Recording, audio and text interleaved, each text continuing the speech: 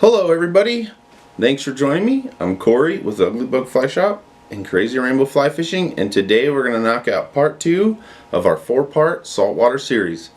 So you guys voted on Instagram and Facebook between a silly shrimp and a crazy Charlie, and you guys voted for the crazy Charlie, so that is what we're going to be tying today. Kind of fun. It's Christmas Eve, so Merry Christmas to everybody.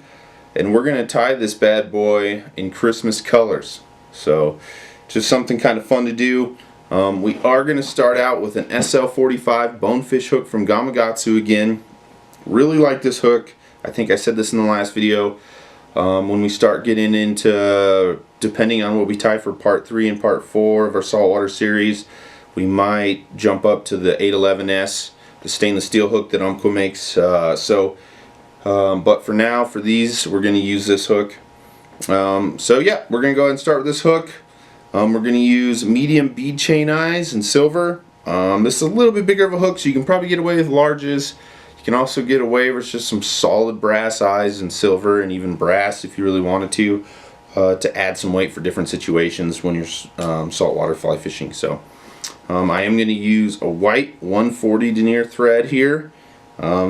I really like the 140 for tying these. I don't know why, but I just have. It's just kind of a perfect thickness for me for this. A little bit, I'll tell you, sometimes those bead chain eyes, boy, those get sharp, and it is easy to cut this thread on those bead chain eyes, so if you're not careful about the edges when you cut these. Alright, so like I did in the last one, we're going to tie these bead chain eyes about a hook eye and a half beyond the hook eye here. You want to give yourself enough room. You got to remember you're going to tie in some calf tail. You want to give yourself enough room that you can tie that in and you're not hogging your hook eye and that kind of thing. These do have a smaller hook eye than the 811S's, so something to keep in mind. So you got to try a little bit harder to keep from clogging that hook eye up. Alright, put a little super glue in here. Do the old over the eye under the hook shank a few times, and then crisscross, really suck those right on down.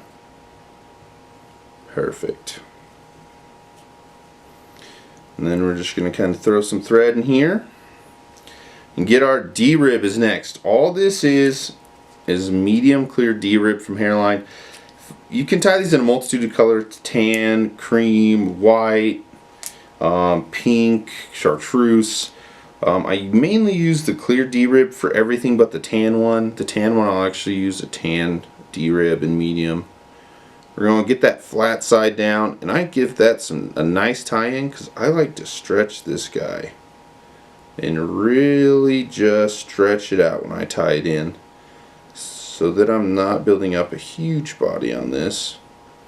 And I like to come just right past the bend there on this guy. Next, usually you can use flat pearl tinsel and medium, usually is what I'd use. Today I'm going to use a Unimylar in red green in size 12. I found this, I had it laying here. I'm doing it today because we're doing a Christmas theme, Crazy Charlie. You can use like just a regular pearl flash, the 6905, just the standard. And what you're going to do, I gotta tie this red side down because when you start wrapping it, you don't want that. I don't want that red side to show. We're just gonna kind of use this thread to build ourselves a nice. I like to just do a nice little taper, nothing heavy. Just add a little taper to this thing. Also got to remember this mylar is going to be a lot thicker than what you would normally use. And I'm gonna go ahead and start wrapping this big guy here. Perfect. Look at that, some Christmassy Crazy Charlie coming right at you. So usually what you would do with this guy is you would come forward with your pearl, and then what I like to do is palmer it all the way back, and then I'll come all the way forward again. I'm not going to do it with this because this is pretty thick stuff here. And I'm trying to make sure that that green stays down. Perfect. I'll tie this right off up here. Perfect. There we go. Starting to look Christmassy. Perfect. Okay. Next, D-rib. So you want to make sure, sometimes you have to change the way you spin it. Just want to make sure that flat side lays down first. And this is a medium here. We're just going to go with this one right after the other, right in front of the last one that you did. Perfect, just like that. Come up here. Nice and Christmassy. Look at that, oh boy. Alright, then I just kind of crisscross the top of the eyes here. Tie this D-rib right down, so it's not going anywhere. So that's your base for your Crazy Charlie. Kind of a neat little bonefish fly. Been around for a really long time. A lot of bonefish have been caught on this pattern. Perfect. So next you're going to use is calf tail. You can get this in a variety of colors. I was just lucky enough to have a red one laying around that I could use for this Christmas one. But usually I'm using white or tan. You can even get away with some pink sometimes. And what I like to do is kind of get this in my fingers and kind of move this around and pull out some of these like crazy ones I got going on here.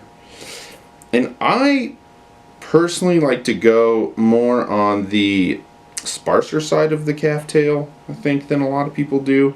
And I also like to go just beyond the bend of the hook. I just kind of like to get it where I want it on there and kind of get it pinched. I always do like 1 or 2 loose wraps to start and then crank down. Get that real nice and cranked down. And then kind of another little trick I'll do is I'll pull this up and wrap right in front of here a couple of times. And what that does is it just locks that calf tail in. Sometimes I've noticed if you don't really lock that calf tail in and you go to pull it up and you go to like start messing with this and tie it in, sometimes you'll start pulling some of that out. But if you lock it in like that, it makes it nice and easy. And we're going to kind of come in here and build us up a little head and whip finish it. Not much to this guy. Super simple saltwater pattern to tie. Get crazy with these tans, whites, pinks, chartreuses, you know, whatever you feel like you want to tie for your saltwater trip. Usually you take a saltwater trip, they kind of tell you what you want. But that is a Christmas Crazy Charlie. Alright, let's go ahead, do the finishing touch here. Just gonna throw a little bit of Zap-A-Gap, brush on Zap-A-Gap. You guys see me use this a lot. Just go ahead and do this.